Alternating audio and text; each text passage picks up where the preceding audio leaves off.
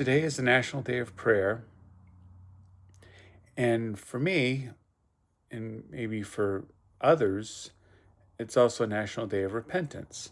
Now, I speak as a Christian, and I know the National Day of Prayer isn't reserved for just Christians, but I'm not going to presume to speak on behalf of other faiths. I'm only going to speak, to my faith and what I believe. I'll leave it to other people to speak to their faiths, and what they believe.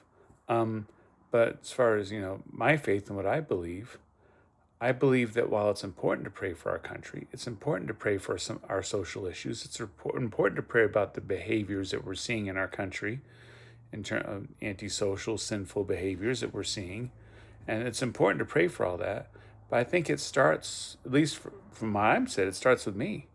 That for me, it should be a national day of repentance. It's what have I done to contribute to the issues that faces our communities, our society, our country? And what can I do differently in my own life? First of all, to just be a person after God's own heart, to search for what God would have me to do in my life, and how He would have me to live.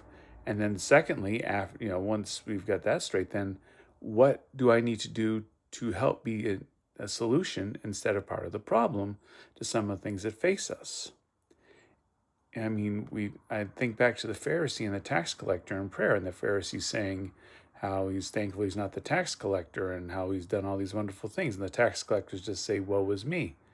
And I think sometimes our prayers, even unintentionally, can kind of look like that. We're praying about this social problem or that issue, or we're praying for this political party or for this, or these solutions to these big picture problems, and forgetting that those big picture problems start with us. They start with me. They start with all of us. And so I think the first focus of our prayer needs to be on ourselves. What can we do better? And not on all those outside things.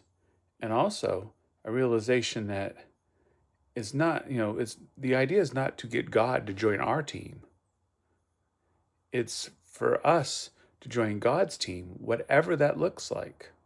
Not about a political party, not about a social cause, not about a religious denomination or any sort of, social grouping.